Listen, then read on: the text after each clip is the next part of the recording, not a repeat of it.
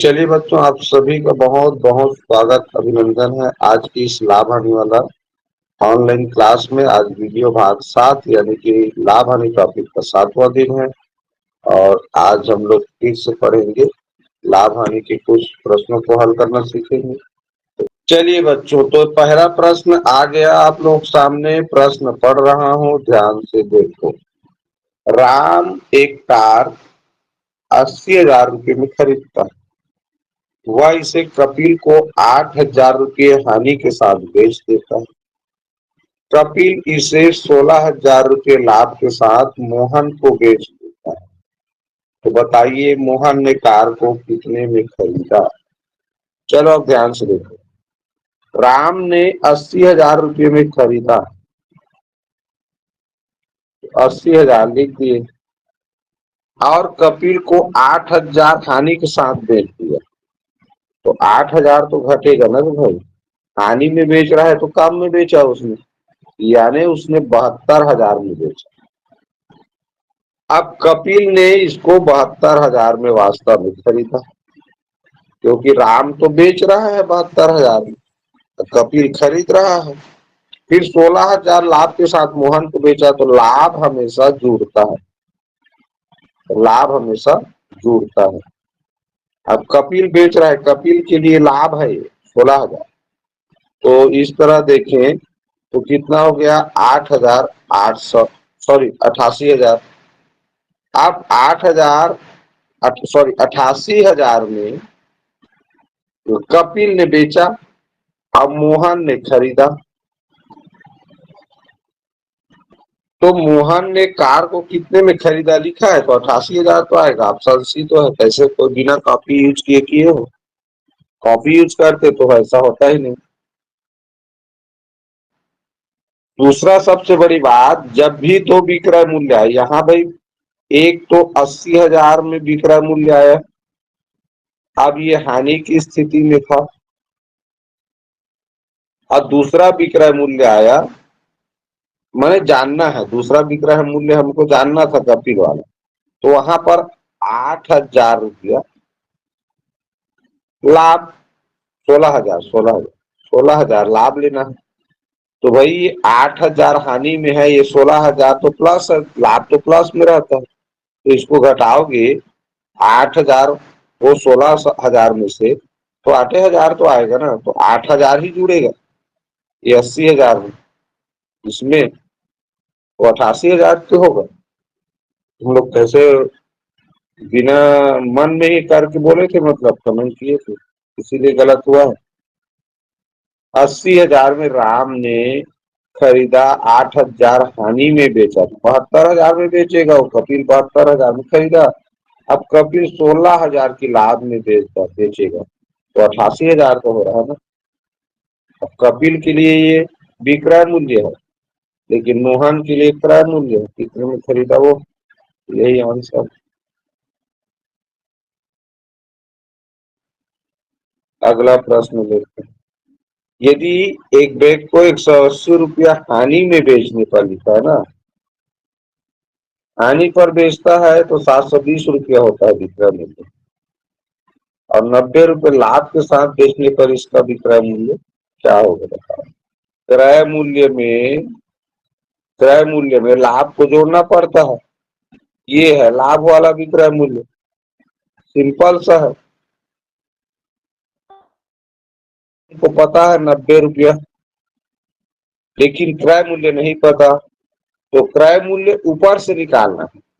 यहाँ देखो 180 रुपये के हानि पर विक्रय मूल्य दिया है, तो हानि वाला क्रय मूल्य क्या है, क्रय मूल्य यहीं से जानेंगे। तो क्रय मूल्य बराबर होता है विक्रय मूल्य, और हानि की स्थिति में क्रय मूल्य ज्यादा रहता है, इसका मतलब हानि विक्रय मूल्य में जुड़ता है। तो विक्रय मूल्य दिया है 720 रुपया और हानि दिया है 180 रुपया, तो दोनों को जोड़े तो हो गया 900 रुपया। तो ये 900 रुपया है क्रय मूल्य। किसी भी प्रश्न में ये ऊपर में जो दिया है वो उसका काम नीचे पड़ता है, समझ रहे हो भाई। 90 रुपये के साथ विक्रय मूल्य जानना है, तो 90 रुपये के साथ विक्रय मूल्य जानना है, तो लाभ तो जानना पड़ेगा, साथ ही साथ क्रय मूल्य भी जानना है। तो क्रय मूल्य ये ऊपर में जो 180 रुपये हानि और 720 रुपये जो विक्रय मूल्य दिया है वहीं से निकलेगा वो। फिर उसका उपयोग करना है जी। तो अब 900 रुपये क्रय मूल्य जान गए तो 900 रुपये लिखो। तो 900 धन कितना है 90। सिंपल सा 990 रुपये विक्रय मूल्य हो। ऑप्शन सी में दिया। देखो प्रश्न लिखा है किसी किताब को 1600 रुपये बेचने पर 400 की हानि होती है तो 200 रुपया का लाभ कमाने के लिए कितने में बेचना होगा। तो चलो बच्चों सेम क्वेश्चन है इसलिए समय नहीं दूंगा। स्पष्ट रूप से लिखा है लाभ के साथ कमाना यानी लाभ कमाने के लिए बेचेगा वो। तो 200 रुपये लाभ कमाएगा तो बेचेगा तो पहली बात लाभ के साथ हमको क्रय मूल्य भी जानना जरूरी है। तो लाभ तो दिया है 200 रुपया। क्रय मूल्य जानने के लिए क्या करेंगे 1600 रुपया में बेचा तो उसको 400 रुपये की हानि हो गई। तो विक्रय मूल्य और हानि को क्या किया जाता है बोलो जोड़ा जोड़ा जाता है। जोड़ा जाता है।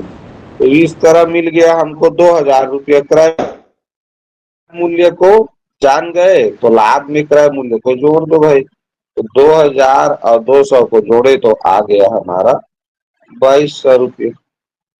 यही है आंसर। तो सेम क्वेश्चन था पिछले 22,000 हो गया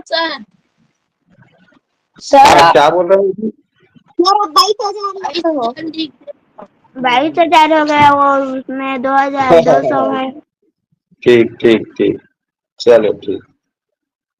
तो इस तरह 200 बाई 2000 इस तरह 2000 और 200 पे जोड़े तो हो गया 2200 रुपये। तू को 500 रुपये में खरीद कर 450 रुपये में बेचने पर कुल लाभ या हानि होगी। ऑप्शन नंबर डी सर हमारी बात। Option number D sir. D for dog. D. चलो ध्यान से देखो 500 रुपये में खरीद कर लिखा है यानी 500 रुपया क्रय मूल्य है और 400 रुपये में बेचने पर लिखा है तो 450 रुपये सॉरी विक्रय मूल्य है बेचा तो 50 रुपये का अंतर है। अब बेचा कम में इसलिए हानि होगा। ठीक चलो ध्यान दो प्रश्न को पढ़ रहा हूं मैं। राम एक शर्ट 150 रुपये के लाभ पर 850 रुपये में बेचता है तो उसका क्रय मूल्य ज्ञात करो।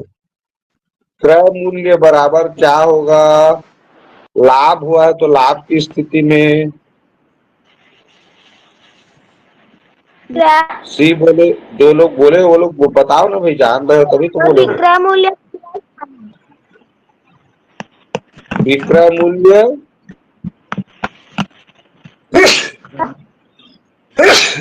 ऋण लाभ। ये लाभ। चलो बताओ विक्रय मूल्य दिया है 850 लाभ दिया है 150 रुपये तो 850 में से 150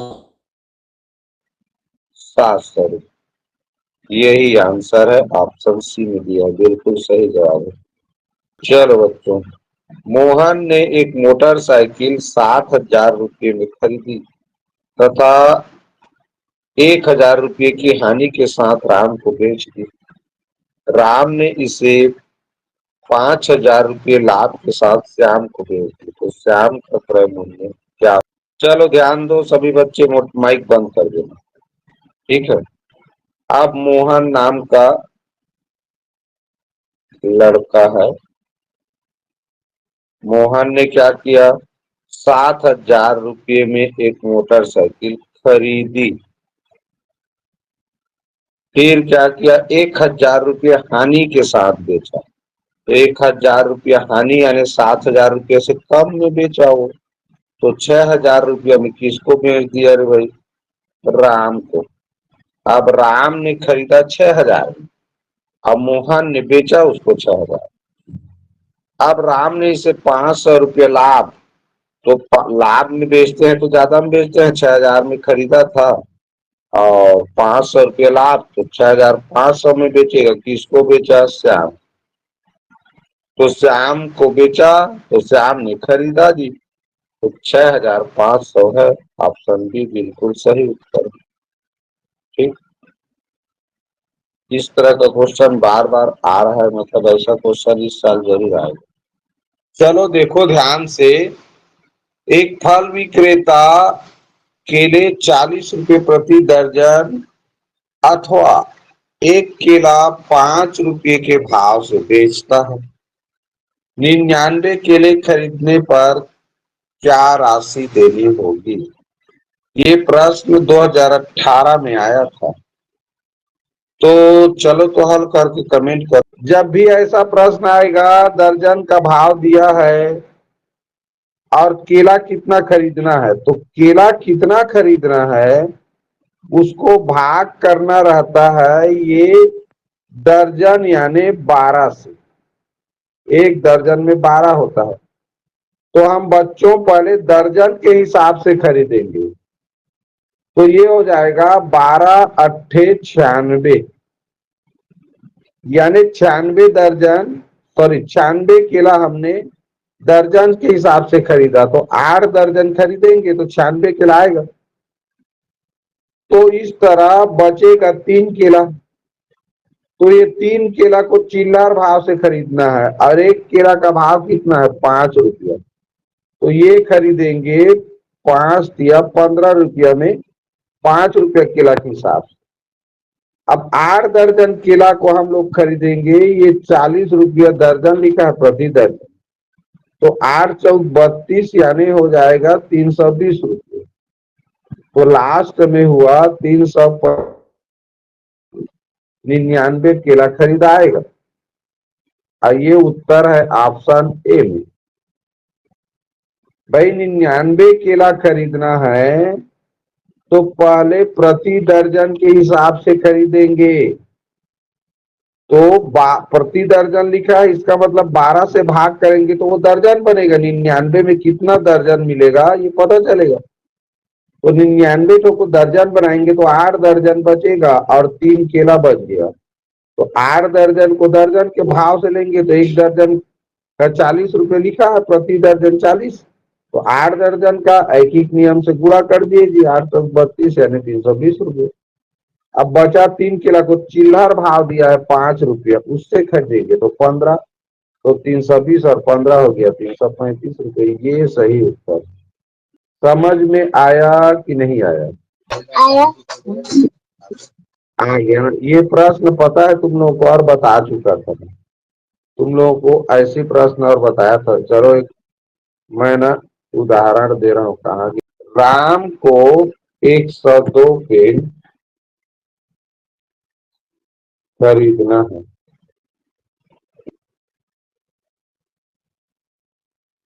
राम को कितना पेन खरीदना है?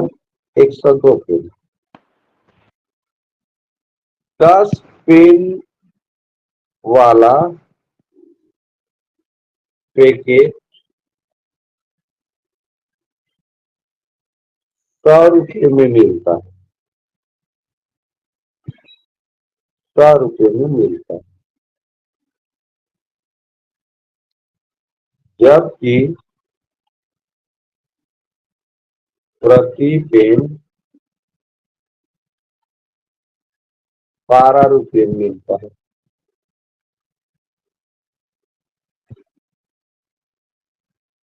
तो 102 पेन के लिए कितनी राशि दे? चलो बताओ। सिंपल है भाई, तुरंत हो जाता। अब 102 पेन को खरीदेगा वो, 100 खरीदेगा तो पहले पैकेट के हिसाब से खरीदेगा। अब पैकेट में है 10 पेन, तो ये हो गया 10 दहम 100, बचा 2। अब 10 पैकेट बनाओ, 102 को 10 पेन का पैकेट बनाए तो 10 पैकेट। अब एक पैकेट का दाम दिया है 100 रुपया, सिंपल सी बात है, 100 दहम 1000 रुपया में खरीदा, वो 10 पैकेट। अब 2 पेन बचा, उसको चिल्हर भाव से खरीदेगा तो एक पेन का 12 है, तो ये हो गया 12, 24। इस तरह उत्तर आ गया 1024। सिंपल। मैं बताया तो था ना, जितना भी खरीदना है वो पैकेट में है, तो पैकेट में कुल कितना है उससे भाग करोगे तो पैकेट मिलेगा, और उसका पैकेट वाला का भाव जो दिया उससे पूरा करोगे, और शेष फल बचा उसको चिल्हर वाला भाव दिया है प्रति वाला, उसको पूरा करेगा, जोड़ना है। पिछले प्रश्न में दर्जन वाला था, दर्जन बनाना था, इसलिए दर्जन में 12 होता है तो 12। समझ आया यह प्रश्न? आ गया जी? Yes sir. राहुल ने एक पुराना टेलीविजन 3000 रुपये में खरीद कर उसकी मरम्मत पर 300 रुपये लगाए। यदि उसने टेलीविजन को 3500 रुपये में क्या लिखा बेचा तो उसे कितना लाभ हुआ? क्या है ये 3300? क्रय मूल्य। लागत मूल्य। आइए, इस क्रय मूल्य का एक और नाम है, क्या नाम है? लागत मूल्य। लागत मूल्य। लागत मूल्य बोलते हैं इसको। जिस प्रश्न में मरम्मत खर्चा, रिपेयर खर्चा, भाड़ा खर्चा दिया हो, तो उस भाड़ा खर्चा, मरम्मत खर्चा, रिपेयर खर्चा को जोड़ोगे खरीदी मूल्य में, तो जो मिलता है वो क्रय मूल्य कहलाता है या लागत मूल्य कहलाता है।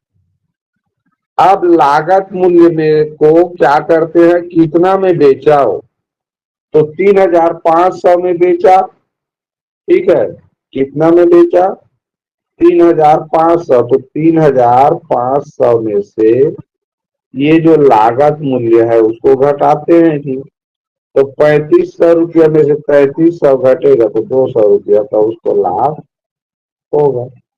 यही इसमें दिया है ऑप्शन सी में, सब लोग ठीक बोले।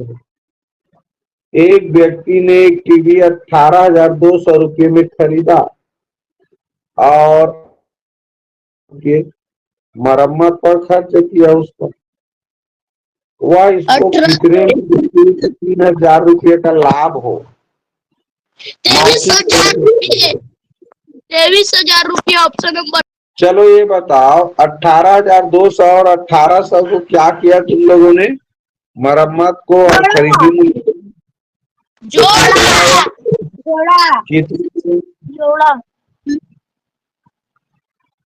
कितना मिला बोल रहा हूँ? 20,000। 20,000 आ गया। 20,000। 30,000। इन 3000 लाभ को क्या किया जाता है? जोड़ा जाता है। विक्रय मूल्य आता है। पूछा है विक्रय मूल्य। अब विक्रय मूल्य जानने के लिए क्रय मूल्य में लाभ को जोड़ते हैं, तो इस तरह मिला 23,000 रुपये, बिल्कुल सही जवाब। चलो देखो, इम्पोर्टेंट प्रश्न है। ए व्यक्ति ने 120 आम 4 रुपये प्रति आम की दर से खरीदे। 120 आम 4 रुपये प्रति आम की दर से खरीदे लिखा। इनमें से 20 आम सड़ गए, खरीद के लाया फिर घर में। शेष आमों को उसने 48 रुपये के 10 आम की दर से, मैं पूरा लिख देता हूँ यहाँ, 10 आम की दर से बेचा। तो लाभ या हानि बताओ, लाभ या हानि? 480 में लिया था और 480 में बेचा सर। तो उसको ना तो लाभ हुआ ना हानि हुआ। 120 आम को 4 रुपये प्रति आम की दर से खरीदा। प्रति आम का मतलब होता है एक आम को 4 रुपये में खरीदा, तो 120 को एक नियम से सीधा गुणा, 12 चौक 48 यानी 480 रुपया में खरीदा। अब क्रय मूल्य पता चल गया। अब खरीद के लाया, फिर उसमें से 20 आम सड़ गए, तो बचा कितना उसके पास? 100 आम। 100 आम बचा, अब 100 आम को बेचेगा वो। अब एकीक नियम क्या कहता है? 100 आम का दाम नहीं पता, लेकिन हमको 10 आम का दाम पता है भाई, बेच रहा है उसको। तो 10 आम को बेचा वो कितना में? 48 रुपया में। 10 आम को बेचा 48 रुपया, तो एक आम को कितना में बेचेगा? स्वाभाविक सी बात है, 48/10 में बेचेगा। बेचना है 100। एक आम का भाव पता चल गया, कितना में बेचा? तो 48/10 गुणित 100। एकीक नियम की विधि से बता रहा हूँ। ऊपर का शून्य नीचे का शून्य कट गया, तो 48 गुणित 10 बराबर क्या आया? 480। यानी उसने 100 आम को बेचा 480 रुपये, अब खरीदा भी था 480। इसका मतलब खरीदा 480 में, बेचा 480 में, तो लाभ होगा कि हानि? सोचो क्या होगा? कुछ नहीं होगा। कुछ नहीं होगा। कुछ नहीं होगा। भाई अगर ज्यादा में बेचता तो लाभ होता, कम में बेचता तो हानि होता। तो जितना में खरीदा था उतने में ही बेच देगा, तो ना तो उसको लाभ हुआ बच्चों, न ही उसको हानि हुआ। वेदांत ने बिल्कुल सही कमेंट किया था। अब मैं इसलिए उसको गलत बोला कि बाकी बच्चे वैसे मत बोल, हल करूंगा तो उत्तर आएगा ही। अब देखो यहाँ पर लिखा हुआ है उसका आंसर। क्या क्या लिखा था? लाभ 20 रुपये, हानि 30 रुपये, कोई लाभ या हानि नहीं। और लाभ का सही उत्तर होता ऑप्शन सी, कोई लाभ या हानि नहीं वाला। तो जरूरी नहीं है कि लाभ हानि के प्रश्न में हर बार लाभ हानि निकले। कोई लाभ या हानि नहीं, ऐसा वाला प्रश्न भी आ सकता है, ये समझे हम लोग इस प्रश्न से। क्योंकि ज्यादातर प्रश्नों में, लाभ हानि के प्रश्न में लाभ होगा या हानि होगा निश्चित रहता है। लेकिन ये प्रश्न एक ऐसा प्रश्न है जो कि 2016 में आया था, जिसमें ना तो लाभ हुआ ना ही हानि हुआ, नहीं हुआ ना। तो इससे ये समझे कि लाभ हानि प्रश्न भी, बिना लाभ हानि वाला प्रश्न भी पूछा जा सकता है, इस बात को ध्यान रखें।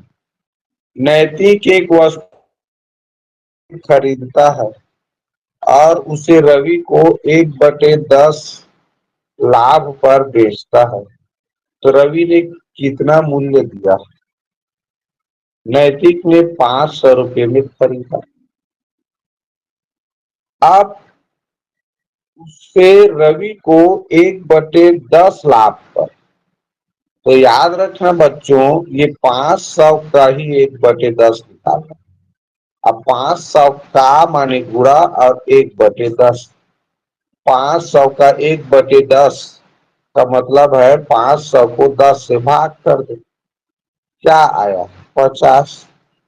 यानी वो 50 रुपया लाभ लेकर इसको बेचा रवि को। तो 500 रुपये में खरीदा था, 50 रुपये लाभ ले लिया, तो 550 रुपया में वो बेचा और रवि ने उसको खरीदा।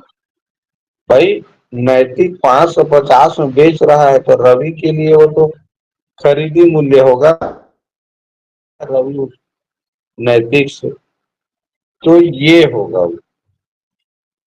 यहाँ स्पष्ट रूप से लिखा है, नैतिक एक वस्तु 500 रुपये में खरीदा और उसे रवि को 1/10 लाभ पर बेचता है। तो जो लाभ होता है ना, वो हमेशा क्रय मूल्य का यानी खरीदी मूल्य का होता है लाभ। पीयूष ने एक साइकिल 1/5 की हानि पर 1536 रुपये में बेची, तो साइकिल क्रय मूल्य निकाले। चलो बताओ। तो मुझे ये बताओ, तुम लोग को एक शॉर्ट ट्रिक बता रहा हूं उसका। 1/5 का शेष भिन्न बताओ। शेष भिन्न, शेष भिन्न कैसे निकालते हैं? 4/5। 4/5। 1/5 का शेष भिन्न 4/5 होता है। बिल्कुल सही। माने 5 में से 1 भाग ले लिए तो 4 भाग बचा है 5 में से, यही शेष भिन्न। बस जैसे ही शेष भिन्न जानोगे, क्या ये 1536 लिखा है उसके साथ उल्टा करके गुणा।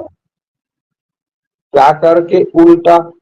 तो 4/5 को 5/4 करके गुणा, उत्तर आ जाएगा। देखो 4 तिया 12, 12 बचेगा 3, 35 बना, 4×8 = 32, बचेगा 1, बन गया 16, 4×4 = 16।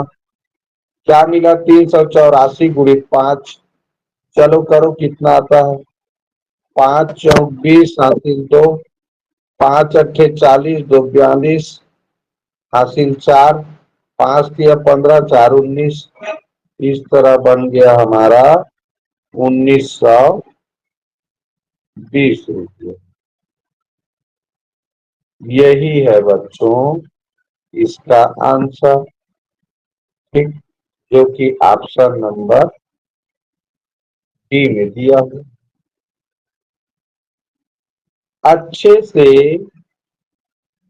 से याद रख लो, ये भिन्न वाला दिया रहेगा ना, ठीक है, और क्रय मूल्य पूछेगा किसी प्रश्न में, और हानि लाभ को भिन्न में दिया है, इस भिन्न निकालना, उल्टा करके ये जो संख्या दिया है विक्रय मूल्य उसको जोड़। सेम क्वेश्चन बच्चों ये तुम लोगों के लिए और है। अब चलो बताओ इसका सेम क्वेश्चन क्या उत्तर आएगा। किसी वस्तु को 1525 यानी 1525 रुपये में बेचने पर 1/5 की हानि होती है, तो उस वस्तु का क्रय मूल्य ज्ञात। चलो करो, सरल है ये, बता। चलो ध्यान दो, कैसे बता सकते थे बताओ, कोई अब कमेंट नहीं करेगा। मैंने बोला था कि इसमें जो विक्रय मूल्य दिया है 1525, उसके साथ गुणा करना है 1/5 के शेष भिन्न। तो 1/5 का शेष भिन्न क्या आया? 4/5। अब 4/5 का गुणा करने के लिए बोला था कि 5/4 का। 5/4 का, यानी शेष भिन्न का करके बोला था मैं। इतना क्लियर है सबको? Yes sir. हमको विक्रय मूल्य लिखना था, हानि जो दिया है भिन्न के रूप में उसका शेष भिन्न निकालना था, शेष भिन्न को उल्टा करके गुणा करना। अब इतना करने के बाद उत्तर निश्चित रूप से बता सकते थे। क्यों? क्योंकि 4 से 1525 को भाग कर ही नहीं सकते। 4 एक सम संख्या है, 1525 एक विषम संख्या। विषम संख्या सम संख्या से भाग नहीं जाता। अब भाग नहीं जाता तो उत्तर दशमलव में ही आएगा, ये निश्चित है। तो बिना हल किए भी ये जान सकते थे भाई 1/5 का 4/5 निकलता, और 4/5 का गुणा न करके 5/4 से करते तो 4 से 1525 भाग नहीं जाएगा, ये तो निश्चित था। तो कहाँ हल करना था? अब चलो हल करके बता रहा हूं इसको मैं, ठीक। पहले बता दिया बिना हल किए कैसे कर सकते थे, कारण से। अब देखो हल करते, 4 एकम 4, 4 तिया 12 से 3 बचेगा, बन गया 32 पद। तो 4×8 = 32 हुआ। अब 4 एकम 4 हुआ, 4 एकम 4। अब बचेगा 5 में 1, और दशमलव लगाएंगे, उतारेंगे 0, तो 4 दूनी 8, 10 बन गया। तो अब बचेगा 2, दशमलव लग चुका है इसलिए शून्य और उतरेगा तो 4 पंचे 20। इस तरह हमारा उत्तर क्या आया, ये 381.25। अब उसके बाद 5 का गुणा करना है इसके साथ, तो 5 पंचे 25 हासिल 2। अब 5 दूनी 10, 2 12, दशमलव हासिल 1, 5 एकम 5 1 6। अब 5 अट्ठे 40 हासिल 4, 5 तिया 15, 4 19, 1906.25। देख लो ऑप्शन ए में आया। करना क्या था भाई, 4 से भाग करना था, भागफल का गुणा 5 से करना है। यही तो बताएं, बताएं कि नहीं बताएं। आप इसी तरह का क्वेश्चन एक और है, इसमें चलो गलती मत करना। एक साइकिल को 1525 रुपए में बेचने पर रोहित को 1/4 की हानि होती है, तो साइकिल का क्रय मूल्य ज्ञात करो। चलो ये बताओ, ऑप्शन ए और ऑप्शन डी नहीं हो सकता, ये पता चला कि नहीं, ये बताओ। सर कैसे पता चला बताओ। सर क्योंकि 3 से 1525 विभाजित नहीं होगा। 4 का शेष भी 3/4, उसको उल्टा करके 4/3 से गुना करेंगे 1525 को, तो ठीक चलो से भाग आप करने में समझ गए, मैं दशमलव समझ। ये जो 1525 का गुणा हमको 1/4 के शेष भिन्न, यानी कि 1/4 का शेष हो जाएगा 3/4, और उसका उल्टा करेंगे तो वो होगा 4/3।